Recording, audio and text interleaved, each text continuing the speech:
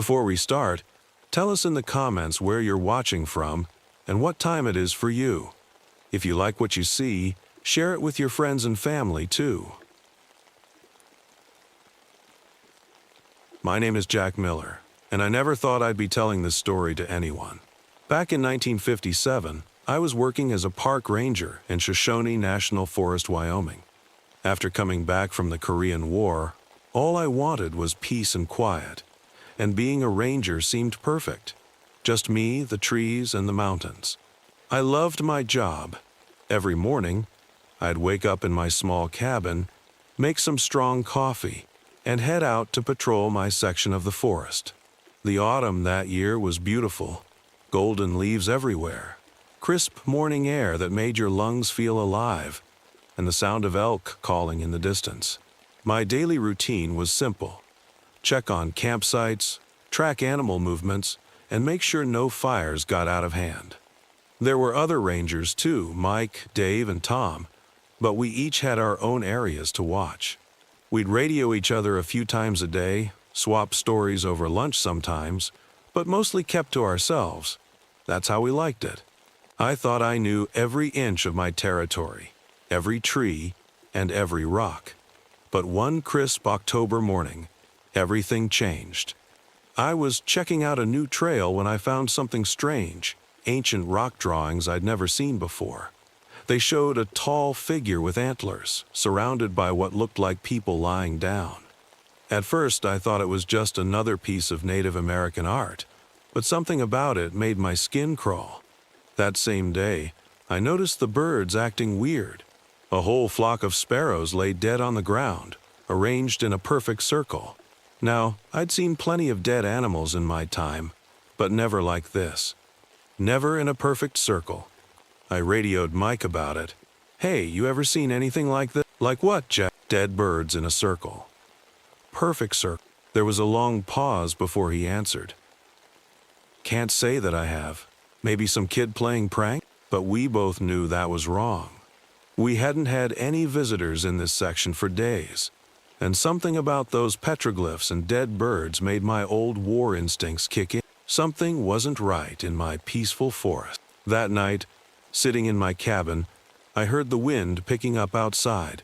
It made a sound I'd never heard before, like whispers, but not in any language I knew. I told myself it was just the wind in the pines, but deep down, I knew better. Something was coming to Shoshone National Forest, something that would change everything.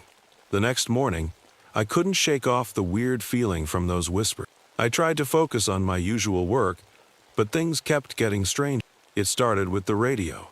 Every hour when we rangers checked in with each other, there'd be this odd static, but not normal static. It had a pattern to it, like someone breathing very slow. Sometimes, in between the crackles, I could hear what sounded like words in a language I didn't know. "Jack, you getting this weird noise too?" Dave's voice came through between the static bursts. "Yeah, been happening all morning. Probably just bad weather coming in." But the weather, that was another strange thing. It was middle of October, should have been cool but nice. Instead, the temperature kept dropping like crazy. I watched frost form on leaves right in front of my eyes in the middle of the day. That's not normal, not even in Wyoming. Then the missing hikers reports started coming in. First, it was just one couple who didn't check out of their campsite. No big deal, happened sometime. But then 3 more groups vanished in less than a week. Their camps were just empty. Food still warm on portable stoves, sleeping bags laid out like people had just gotten up to pee and never came back. I couldn't sleep well anymore. Every night I'd have these dreams. In them, I'd see that antlered figure from the rock drawings standing between the trees, watching me. I'd wake up in cold sweat, my silver war medallion, feeling ice cold against my chest. That's when I decided to talk to Thomas Running Bear, an old Shoshone elder who lived at the edge of the forest. If anyone knew what was going on, it would be him. I found him sitting on his porch, like he was waiting for me. His face was serious, worried even. "I've been expecting you, Jack," he said quietly. "The signs are all here. The hunger walker has awaked." "The what?" "An ancient spirit," he said, looking straight into the forest. "It comes when the world is out of balance. makes people hungry. Not for food, for each other. I wanted to laugh it off, tell him he was just telling old stories. But then I remembered the perfect circles of dead birds, the whispers in the wind, the empty camps with food still warm. How do we stop it? I asked. Thomas just shook his head slowly. Stop it? Jack? No one has ever stopped it. The best we can do is survive. As I drove back to my cabin that evening, the sun was setting behind the mountains. The forest looked different now, darker, more alive somehow, and not in a good way. The trees seemed to lean in, like they were listening, waiting. That night, the temperature dropped to below freezing. As I sat in my cabin checking my rifle and flashlight, I heard it, a sound that made my blood run cold. Somewhere in the dark forest, someone was screaming. Or maybe something. I grabbed my gear. Whatever was out there, whatever this hunger walker was, I had to find out. I just didn't know then that finding out would cost me more than I was ready to pay. I grabbed my flashlight and radio, then headed out into the dark forest. The screaming had stopped, but something worse replaced it. Complete silence. No crickets, no owls, nothing. Anyone who's spent time in the woods knows that silence like this means trouble. Mike, Dave, Tom, does anyone copy? I spoke into my radio. Only static answered back. My flashlight beam cut through the darkness as I followed the trail where I'd heard the scream. The frost had gotten worse. Every branch, every leaf was covered in ice, making the forest look like it was made of glass. My breath came out in thick white clouds. That's when I found the first real proof that something was terribly wrong. Near an old oak tree, I spotted one of our ranger stations. The lights were on inside, which was normal, but the door was hanging off its hinges. Inside, everything was a mess. Coffee cups were knocked over, chairs thrown around. But what really got me was the claw marks on the walls, huge scratches that went all the way up to the ceiling, about 12 feet high. Hello? I called out, my voice shaking a bit. Anyone here? On the desk, I found Mike's logbook. The last entry was from just 2 hours ago. Something's wrong with Dave. He's acting strange, coming to check on Jack next. My hands were trembling as I picked up a coffee mug. It was still warm. Then I heard it. Footsteps outside, heavy ones, making the frozen ground crack. But they weren't normal footsteps. They sounded like something huge walking on 2 legs. I turned off my flashlight and crouched in the dark corner. The footsteps got closer. Through the window, I saw something move past, something tall, much taller than any person I'd ever seen. In the moonlight, I could make out the shape of antlers. But these weren't elk antlers. They were huge, twisted things that scraped against the station's roof. My war medallion suddenly felt hot against my chest, almost burning. The thing outside stopped. I held my breath. It turned its head toward the window, and I saw it. A face like an elk's skull, but wrong somehow, with eyes that glowed like dying ember. Just then, my radio crackled to life. Jack, help, cave. It was Tom's voice, but it sounded weird, like he was fighting to get the words out. The creature's head snapped toward the sound. Before I could move, it was gone, running through the forest with impossible speed for something so big. I waited a few minutes, my heart pounding so hard I thought it might burst. When I finally got up, my legs were shaking. I knew I had to find Tom, but I also knew now what Thomas Running Bear meant about the hunger walker. Looking at my map with trembling hands, I realized where Tom must be, the old cave system near Bear Creek, the same caves where we'd found those ancient drawings. As I stepped outside, ready to go find my friend, I heard Mike's voice behind me. Jack. I turned around, relieved to see a familiar face. But when Mike stepped into the moonlight, I knew something was very wrong. His eyes were completely black, and his mouth was stretched into a smile that was way too wide to be human. I'm so hungry, Jack, he said. Taking a step toward me, I ran. I ran as fast as I could through the frozen forest, branches cracking under my feet. Mike was behind me, moving in a way no human should, like a spider, fast and jerky. I could hear his weird laughing getting closer. Jack, why are you running? Don't you want to join us? Mike's voice didn't sound like him anymore.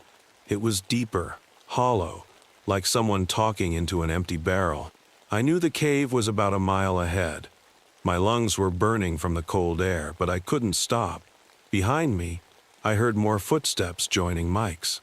Dave's voice joined in, calling my name in that same wrong way. My flashlight beam bounced off the icy trees as I ran. The medallion on my chest was burning hot now, like a coal against my skin. Somehow, I knew it was trying to help me, protecting me from whatever had taken over my friends. Finally, I saw the cave entrance ahead. "Tom?" I called out, trying to catch my breath. "Tom, are you in there?" A weak voice answered from inside.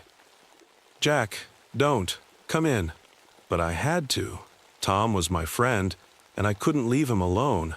I took out my backup flashlight, every ranger carries two, and stepped into the cave. The beam showed me drawings on the walls, hundreds of them, all showing the same tall creature with antlers. I found Tom huddled in a corner, shivering. He looked normal, but scared to death. "It's inside us now, Jack," he whispered. "The hunger, it's so strong." Before I could reach him, Mike and Dave appeared at the cave entrance, their black eyes reflecting my flashlight beam. And behind them was IT. The hunger walker was even more terrifying up close. 15 feet tall, skinny as a skeleton, with gray skin stretched tight over its bones. Its elk skull head barely fit in the cave entrance, antlers scraping the ceiling. Those ember eyes fixed right on me. Then it spoke. The voice was like rocks grinding together. "Your silver cannot save them all, soldier." My medallion was burning so hot now it felt like it might melt. That's when I realized the silver was hurting it. The creature couldn't come too close to me because of it. But I looked at my friends, Mike, Dave, and now Tom was standing up too, all with those black eyes and horrible smiles. They were coming closer, and my medallion couldn't protect me from them. I had one chance. Behind me was a narrow passage that led deeper into the cave. Thomas Running Bear had once told me these caves were sacred, that they held old magic. "Come on then," I said, backing away from my possessed friends. "Come and get me." They followed, just like I hoped they would. The hunger walker had to duck down to follow us, its antlers making horrible scraping sounds against the rock. I had a plan, but as I led them deeper into the dark cave, I realized this might be the last thing I ever did. Sometimes, to save everyone, you have to be willing to lose everything. I led them deeper into the cave, my flashlight showing the way. The passage got narrower and narrower. I could hear my possessed friends shuffling behind me, and the horrible scraping of the hunger walker's antlers on the rock ceiling. My heart was pounding so hard I could barely think straight. But I remembered something Thomas Running Bear had told me about these caves. They were full of old mining explosives from the 1800s. And as a ranger, I knew exactly where they were stored. The passage opened into a small, round cave room. There, in the corner, I saw what I was looking for, old wooden boxes with danger signs. My hands were shaking as I positioned myself near them. "Nowhere left to run, Jack," Mike's voice echoed in the cave.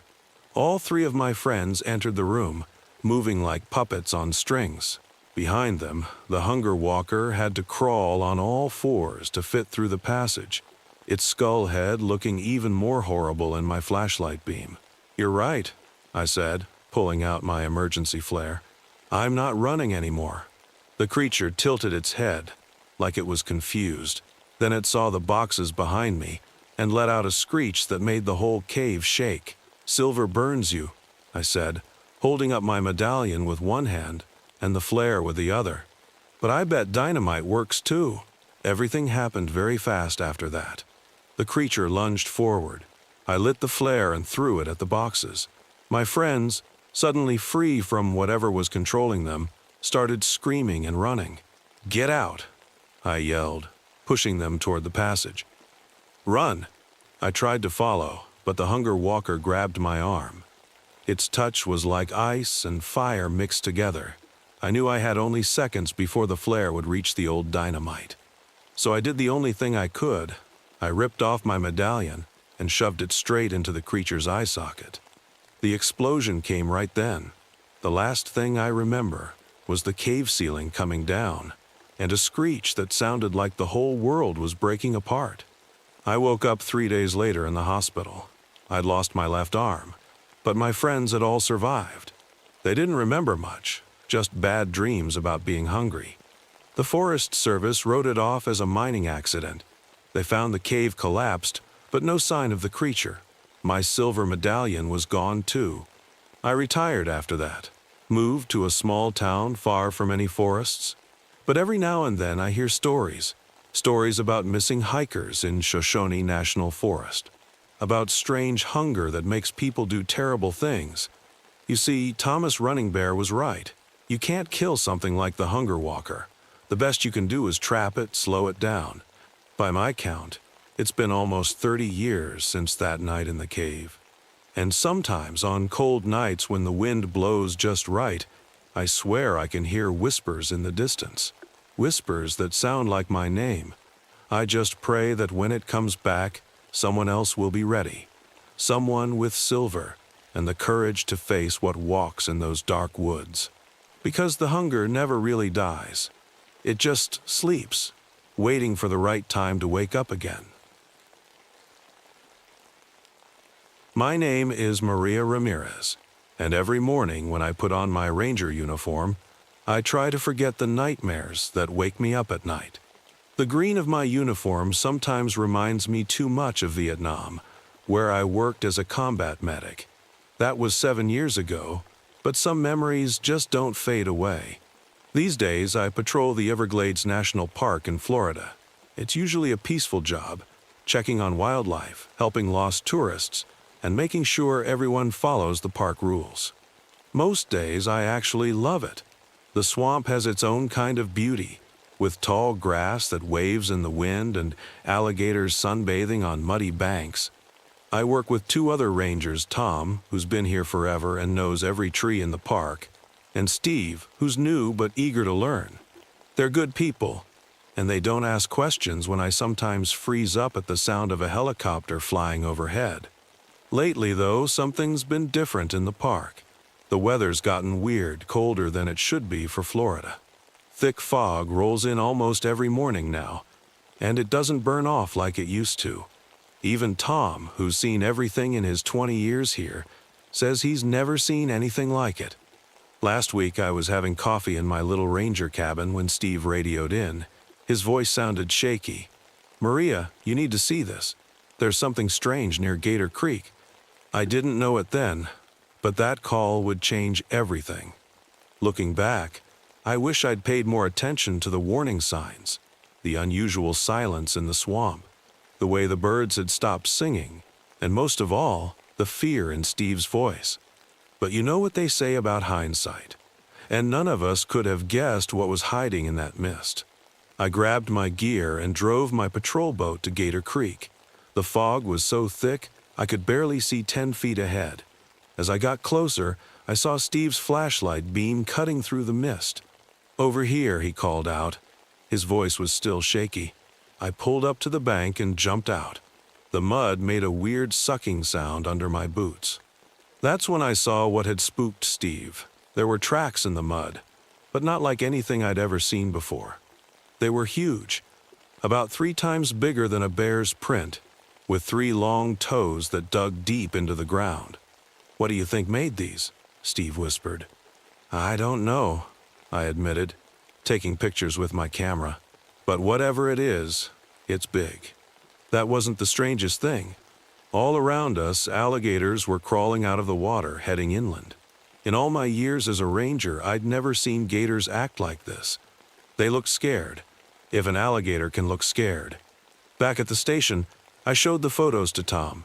He scratched his gray beard and frowned. "In 30 years, I've never seen tracks like these." Then the reports started coming in. A family of tourists said their boat had been pushed by something underwater. A fisherman came in, white-faced, talking about seeing trees move against the wind. And worst of all, a young couple who'd gone camping hadn't checked out of their campsite. That night I couldn't sleep. The fog pressed against my windows like a living thing. My old Vietnam nightmares mixed with new fears about what might be out there in the swamp. The next morning, we found their empty tent.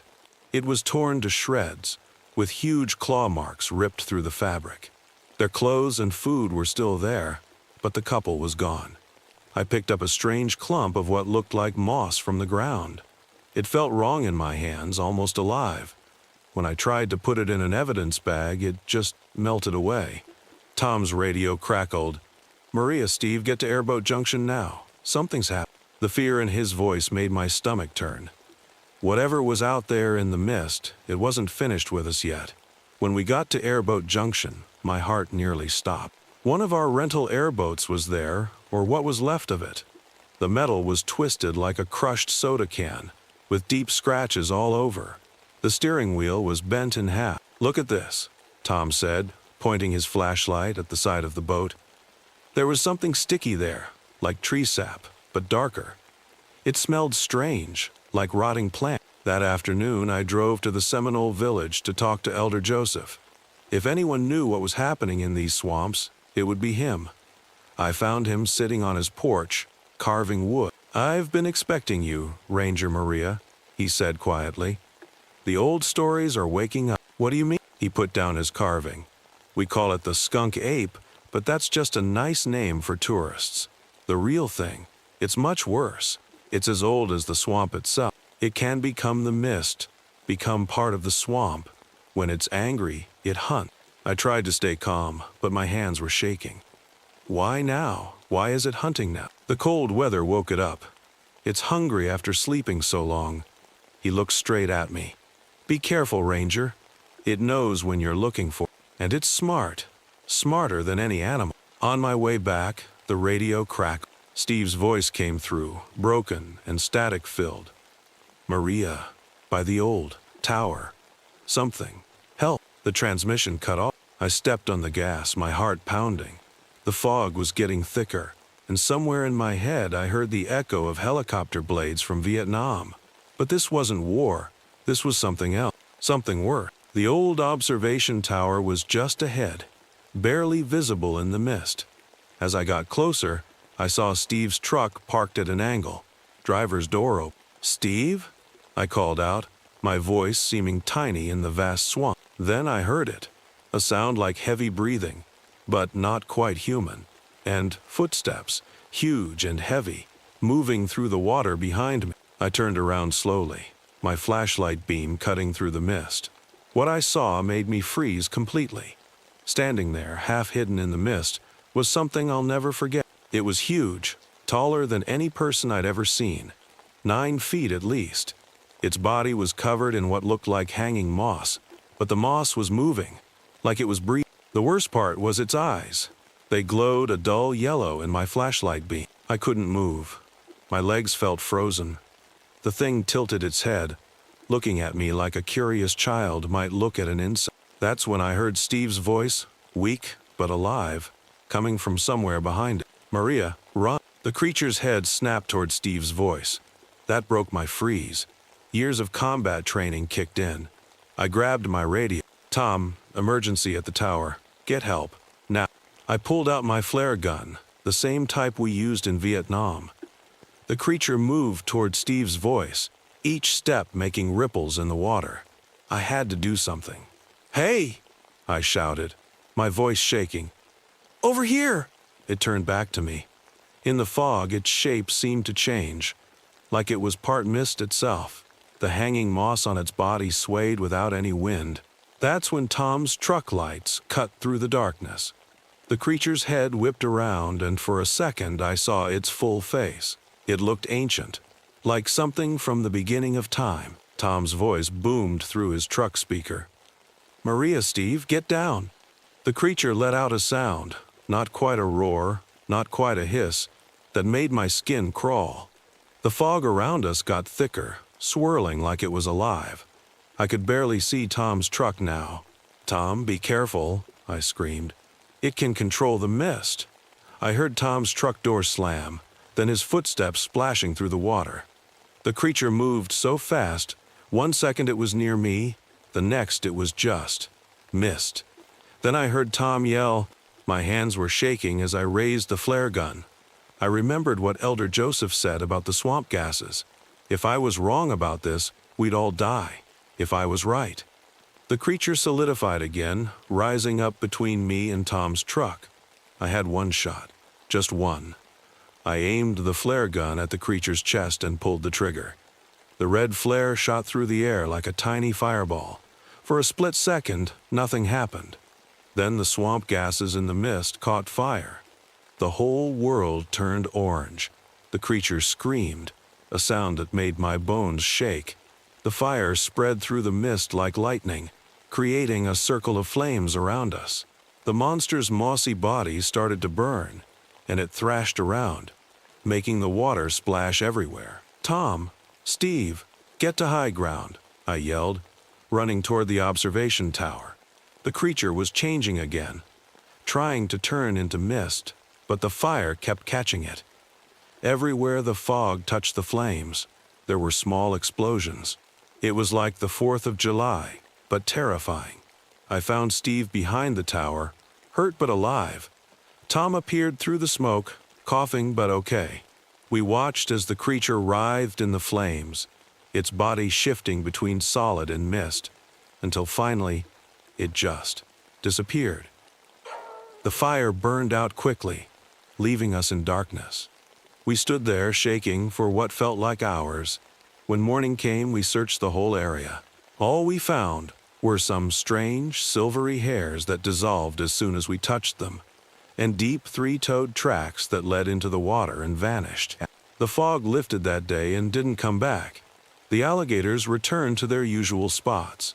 Tourists started visiting again.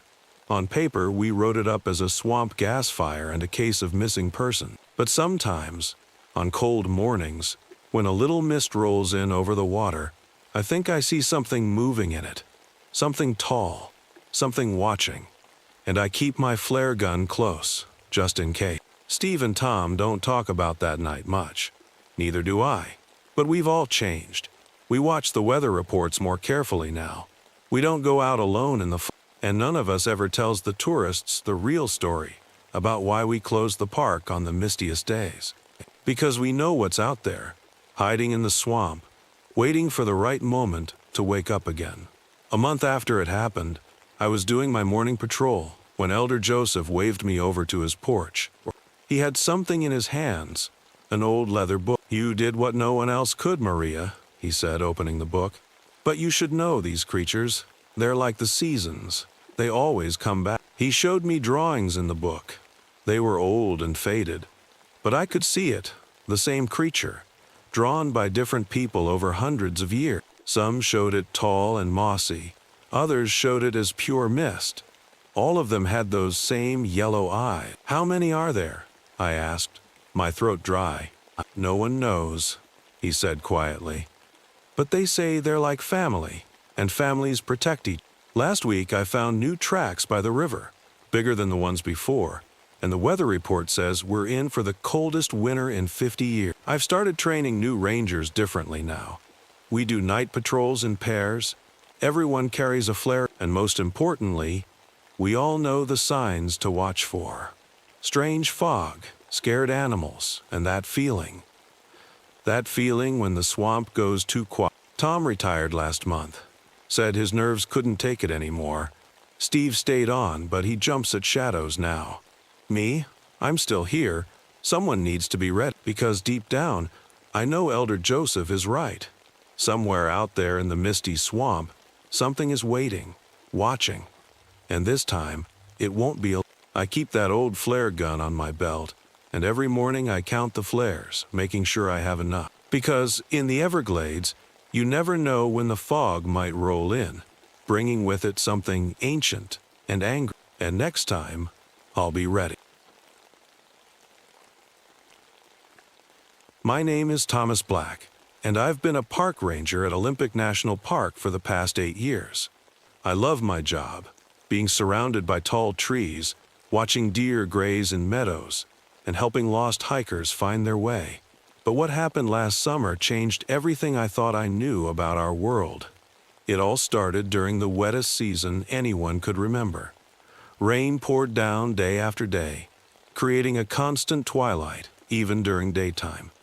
The clouds were so thick and dark that sometimes I couldn't tell if it was morning or evening.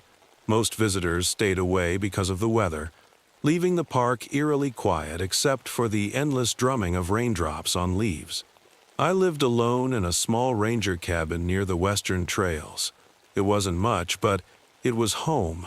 Just me, my coffee maker, and my old dog Max. I chose this life because I always preferred the quiet of nature to the noise of cities. Growing up in Seattle made me appreciate silence, and Olympic National Park had plenty of that. The first weird thing I noticed was how the animals started behaving. You see, I knew all the regular patterns: when the deer would come to drink, where the bears usually wandered, how the birds would sing their morning songs. But one rainy Tuesday morning, everything changed. I found 3 deer standing completely still by Cedar Creek, like someone had turned them into statues. They weren't moving, not even blinking. When I got closer, they suddenly snapped out of it and ran away, but something about their eyes seemed different, like they had seen something they couldn't understand. I radioed other rangers about it, but they just laughed it off. "The rain's getting to you, Tom," they said. Maybe they were right. Maybe I was just tired from all the gloomy weather. But deep down, I knew something wasn't right in my beloved forest. That's when the hikers started coming to my station with strange stories. They would check in for a 2-hour hike but return 8 hours later, swearing they had only been gone for 2. One couple showed me their phone. They had taken a photo at 2 p.m., but their phone said it was taken at 9 a.m., even though they had just taken. I started keeping a log of these incidents, not knowing that this was just the beginning of something much, much bigger. Little did I know that those confused hikers and frozen animals were just the first signs of what was coming. Something that would make me question everything I thought I knew about time, reality, and what really lives in the ancient forests of Olympic National Park. The rain kept falling, and my job got stranger by the day. One morning, while checking the Maple Creek Trail, I found something that made my skin crawl. Hidden behind some wet ferns were 3 old wooden totems, each about my height. I'd walked this trail hundreds of times, but I'd never seen them before. They looked ancient, with carvings of twisted faces and strange symbols. The weirdest part, the ground around them was completely dry, even though it had been raining for weeks. I took some pictures on my phone and showed them to Billy, an elder from the local Quinault tribe, who sometimes helped us with park history. When he saw the photos, his usual friendly smile disappeared. "These shouldn't be here," he said quietly, his hands shaking a little. "Our people made these long ago as warnings about the Watcher. We buried them deep in caves where no one would find them." "The Watcher?" I asked, trying to keep my voice steady. "What's that?" Billy just shook his head. "Some things are better left alone, Thomas. But since you found them, be careful when the shadows move wrong." That same week, more hikers came to my station with weird stories. A teenage girl was crying because she'd lost 3 hours on a short walk. Her mom had been worried sick. An old man showed me his watch, which was running backward. A family of 4 came in shaking, saying they'd seen themselves walking on the opposite side of the lake. I started writing everything down in my notebook. Day 23 of rain. Found totem. Day 24. 5 more reports of lost time. Day 25. Compass spinning in circles near cave. Day 26. Radio keeps picking up voices speaking backward. Day 27. Max, my dog, won't go near the west trails anymore. The other rangers stopped laughing at my reports. Ranger Sarah told me her flashlight batteries died every time she went near certain parts of the forest. Ranger Mike said he saw himself walking into his cabin one night, but when he rushed in, nobody was there. One evening, while I was making my rounds, something happened that I can't explain. I was walking past the old oak tree near Mirror Lake when I saw something from the corner of my eye. It looked like a person, but wrong. Like a shadow standing up by itself. When I turned to look directly at it, it was gone. but I could have sworn it had been watching. That night, I couldn't sleep. The rain tapped on my cabin roof like fingers trying to get in. Max kept growling at the windows, even though I couldn't see anything out there in the darkness. But somehow, I felt like something out there could see me. I pulled out my phone to check the photos of the totems again. But when I opened my gallery, all the pictures were just black squares. That's when my radio crackled to life by itself, playing nothing but static and what sounded like whispers. Things got worse over the next few days. The rain turned into a thick fog that made everything look like a dream. I started noticing little things at first. My coffee cup would be in a different place than where I left it, or my keys would disappear and show up somewhere else. Max stopped sleeping at night. He just sat by my bed, staring at the corners of the room. One morning, I got a call about strange noises coming from Cave Point. I didn't want to go, but it was my job. As I walked there, my watch started acting weird. The hand spun backward, then forward, then stopped completely.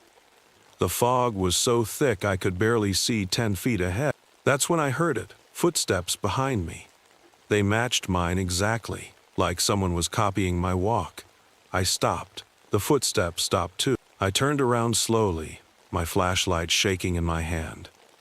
Through the fog, I saw something that made my heart stop. It was me, walking away. Not just someone who looked like me, but exactly me, wearing the same uniform, carrying the same flashlight. I called out, "Hey!" My voice echoed strangely, like it was coming from far away. The other me didn't turn around. It just kept walking until the fog swallowed it up. Back at my cabin, I tried to radio for help, but all I got was my own voice coming back through the static, saying words I hadn't spoken. The electronics in my cabin went crazy. My phone showed different times every time I looked at it. My TV turned on by itself, showing only snow, and my digital clock blinked random numbers. Billy visited me that evening. He sat at my kitchen table, looking worried as I told him everything. "The Watcher is getting stronger," he said, stirring his tea. "It feeds on time itself. Those totems you found? They were meant to keep it trapped. Now it's waking up." "What can we do?" I asked. "There's an old story," Billy said quietly. "Every 100 years, when the sun goes dark, he meant a solar eclipse. The Watcher is at its strongest. But that's also when it's most vulnerable. The eclipse is coming in 3 days, Thomas." I checked my calendar. He was right. A total solar eclipse was coming. But something else caught my eye. The date was wrong. According to my calendar, I'd been at the park for 20 days. But I remembered at least 2 months of rain. That night, as I lay in bed, I heard something moving in my living room. Max started growling. I grabbed my flashlight and slowly opened my bedroom door. In the beam of light, I saw 3 of me, standing in a circle, all staring at each other. When they turned to look at me, their eyes were completely blank. I slammed the door shut and locked it, my hands shaking so bad I could barely hold the key. Through the door, I heard my own voice, but it was wrong, like 3 people trying to talk at the same time. "Time is running out," they said together. "The Watcher is hungry." I didn't sleep that night. When morning came, I rushed to the main ranger station to find Sarah but when I got there, something was terribly wrong. They both looked at me like I was a stranger. "Tom?" Sarah said, her face pale. "But you've been missing for 2 weeks. We've had search parties looking everywhere." My legs felt weak. I pulled out my phone to show them the date, but the screen showed photos I'd never taken. Pictures of myself standing in places I'd never been, with dates that hadn't happened yet. Then the reports started coming in. 4 hikers had vanished near Mirror Lake. Their families said they'd just seen them at the visitor center, but the logbook showed they'd signed in 3 days ago. Search parties would go out looking for them, only to find themselves back where they started, with hours missing from their day. That afternoon, I went back to the totems with Billy. The fog was so thick now that it felt like walking through clouds. Billy carried an old leather bag full of things his grandmother had given him: herbs, stones, and a small wooden box he wouldn't let me see. "Look at the totems carefully," he said. "What do you see?" I shined my flashlight on them, and my blood ran cold. The faces carved in the wood had changed. They were all looking in the same direction now, toward Cave Point, and they all had the same terrified expression. As we stood there, something dark moved between the trees. Not like a shadow, but like a hole in the world. It was shaped like a person, but it kept changing. Sometimes tall, sometimes short, sometimes looking just like me. "Don't look directly at it," Billy whispered. "That's how it gets in your head." We backed away slowly, but I could feel it following us. The air got colder, and my watch started spinning wildly. Billy grabbed my arm and pointed at the ground. Our shadows were moving by themselves, dancing like they were alive. Back at my cabin, Billy spread out an old map on my table. "The eclipse is tomorrow," he said. "The Watcher will try to open a door in time. If it succeeds, everyone in the park will be trapped in their own time loops forever. How do we stop?" Billy opened the wooden box. Inside was a small mirror wrapped in leather straps. This belonged to a shaman who trapped the Watcher 100 years ago, but he paid a terrible price. "What price?" "Look at your reflection," Billy said quietly. I picked up the mirror and almost dropped it in shock. My reflection looked 20 years older than me. But when I touched my face, I felt young skin. Something was very wrong with time itself. That night, the rain finally stopped. The silence was worse than any noise I'd ever heard.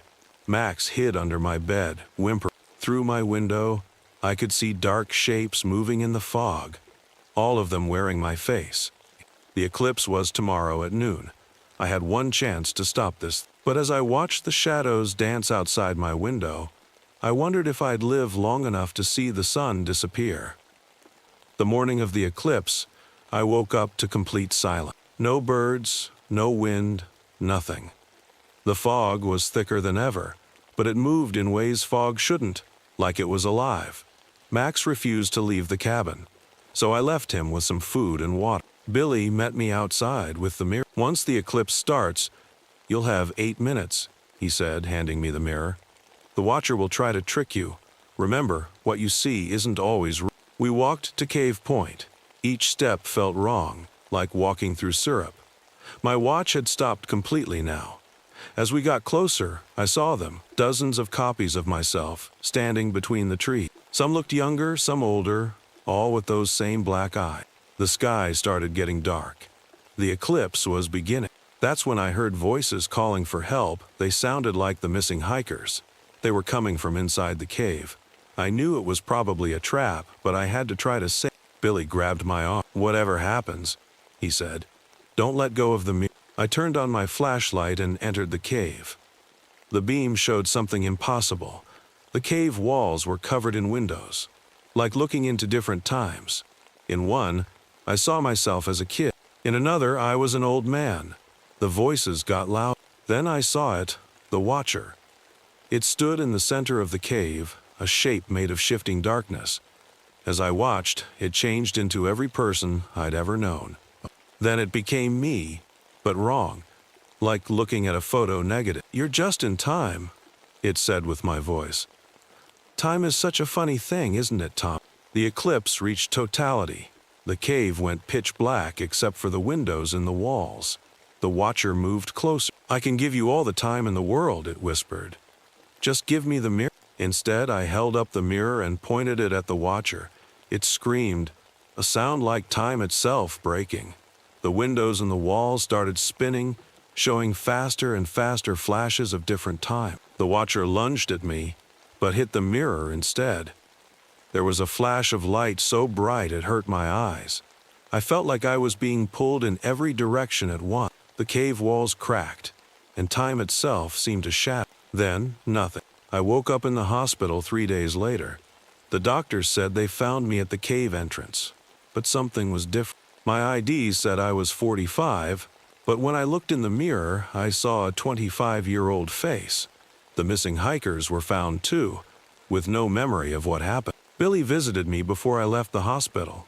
He looked tired but relieved. "The totems are gone," he said. "And the cave, it collapsed. The Watcher is trapped again, but time isn't quite right around you anymore." He was right. I still work at Olympic National Park, but strange things happen around me. Clocks run a little slow. Sometimes I see glimpses of other times in mirrors. And on rainy days, when the fog rolls in thick, I swear I can hear whispers, echoes of all the other times that could have been. Max is the only one who seems to understand. He still growls at shadows that move wrong, and sometimes he barks at me when I come home, like he's making sure I'm the right version of myself. The rain still falls in Olympic National Park, but now I know what hides in the spaces between seconds, in the darkness between moments. And sometimes, on very quiet nights, I wonder if the Watcher is still out there, waiting for the next eclipse and the next chance to break free. My name is Meg Blackwood, and I never thought I'd be telling this story. You see, I'm a park ranger at Carlsbad Caverns in New Mexico, and I also have a PhD in geology. Studying caves is my life's work, but what happened last summer changed everything I thought I knew about the world beneath our feet. It all started during the worst drought our region had seen in 50 years. The earth was cracking and strange things were happening in the caves. At first it was just little things, the kind you might brush off as tricks of the light or your mind playing games. One morning, while doing my regular cave inspection, I noticed something odd on the walls. There were drawings, ancient petroglyphs that I swear weren't there the day before. They showed strange symbols and what looked like a creature coming out of the earth. I'd walked past that same wall hundreds of times, and those markings had never been there before. "Hey, Tom," I called to my fellow ranger. "Come look at this." Tom shined his flashlight on the wall and scratched his head. "That's impossible, Meg. We know every inch of these caves. These couldn't have just appeared overnight." But they had, and that was just the beginning. The local Apache people had always warned about something they called the Earth Eater. I used to think it was just a legend to keep kids from wandering into caves alone.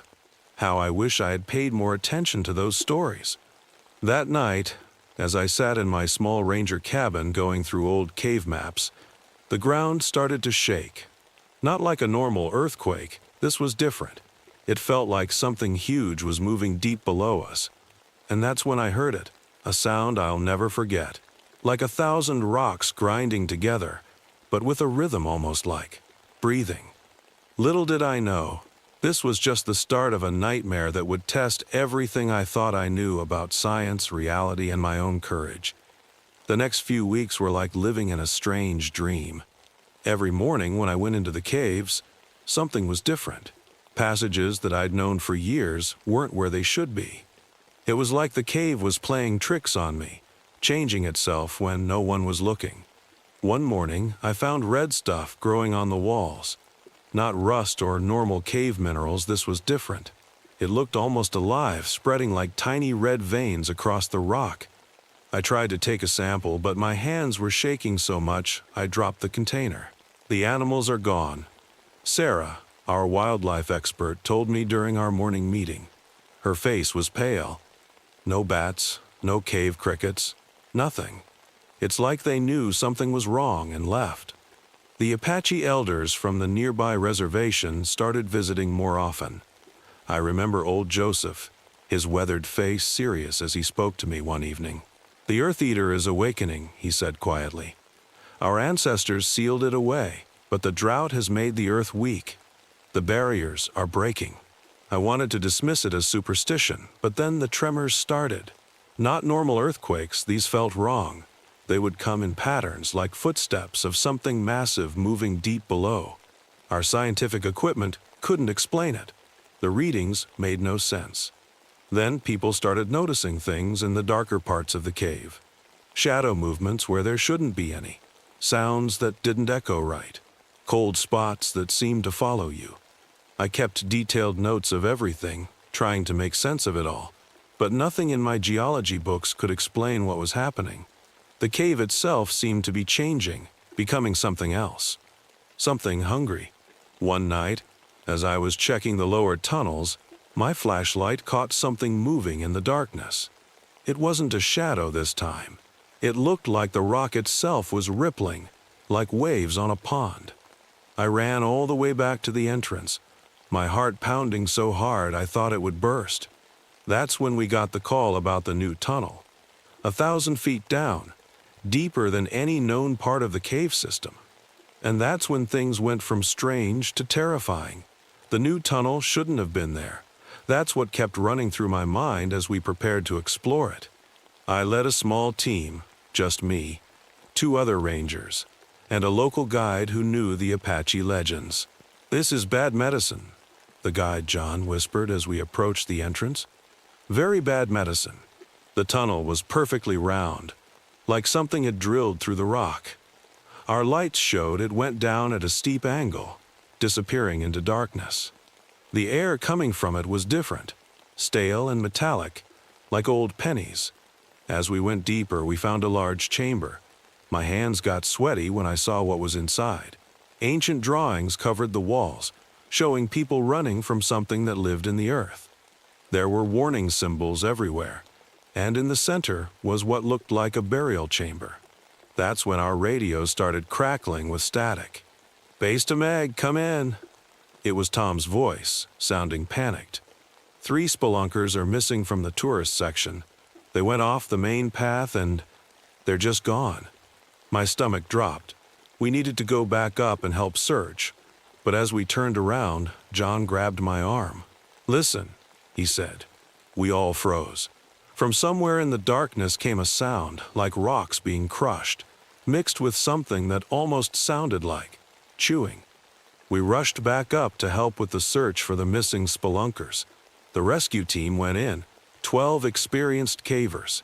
8 hours later, they came back, but something was wrong. They were pale, shaking, and 3 of them were so sick they could barely walk. The walls. One of them kept mumbling. The walls were moving. That evening, I went to check on our underground lake, a spot I'd always found peaceful. But when I shined my light on the water, my blood ran cold. The lake, usually crystal clear, had turned deep red. I took a sample back to our lab, but the results made no sense. It wasn't algae or minerals.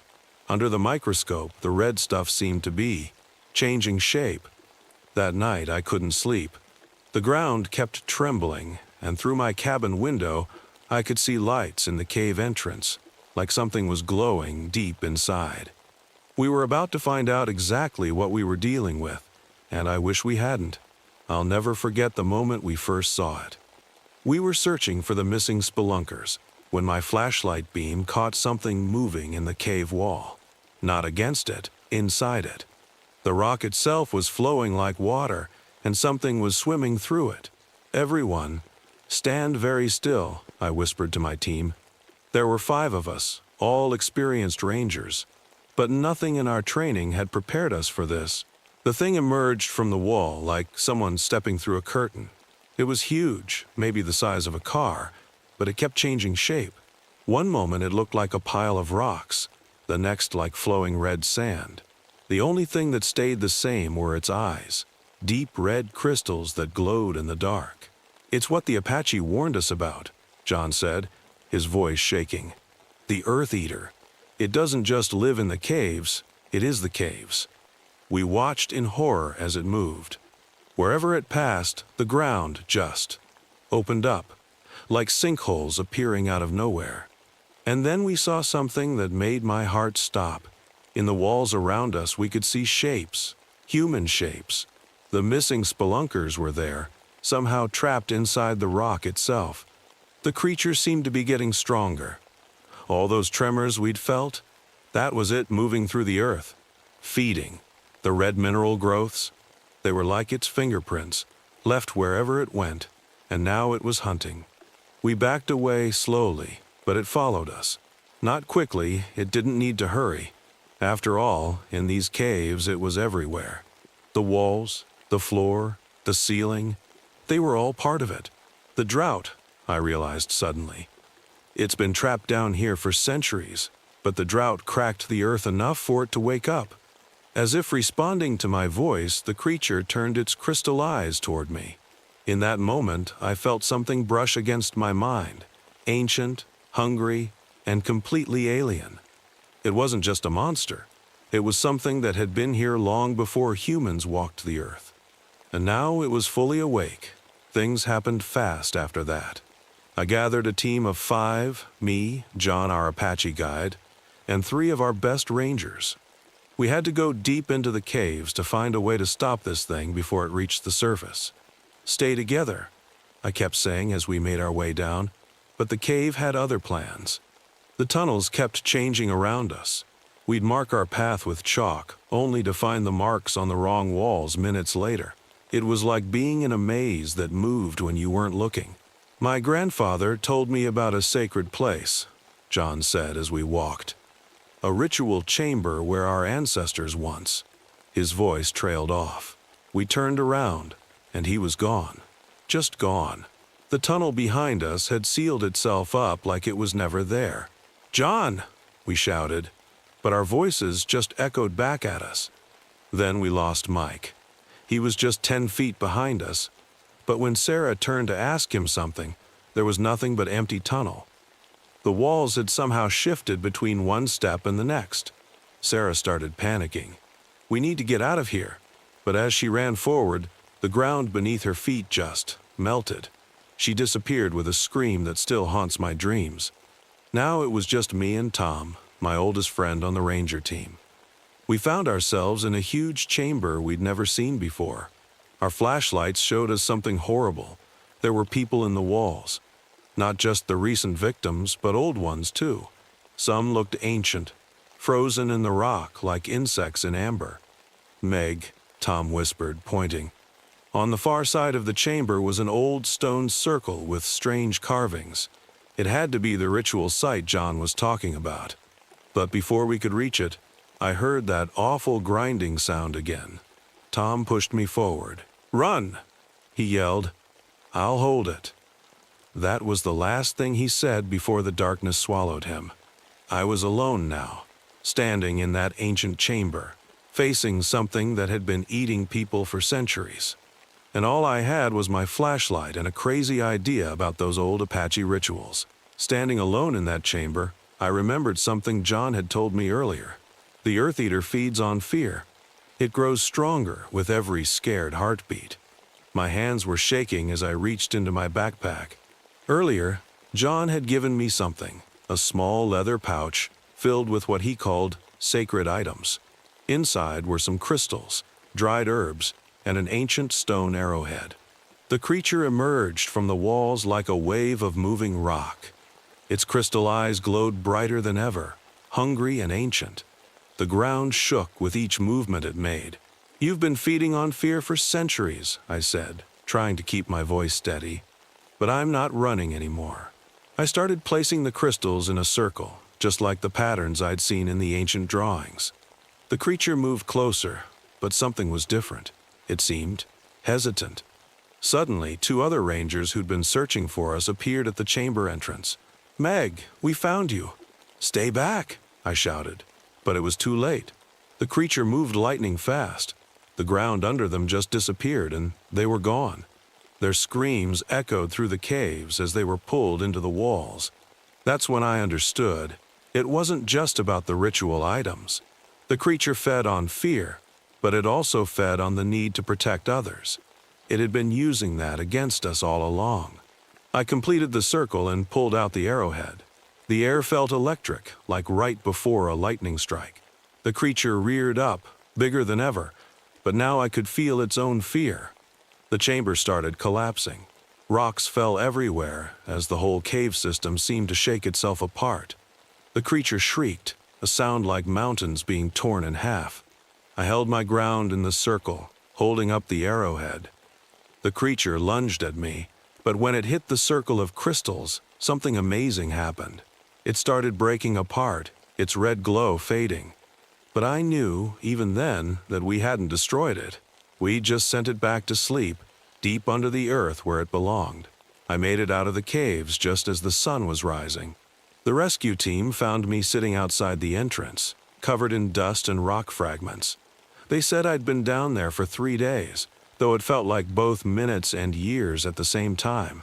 They never found the others. We sealed off the deeper sections of the cave, marking them as unstable on all the maps. Nobody asks too many questions about what happened. I guess some things are too strange for official reports. But things are different now. My hair turned completely white within a week.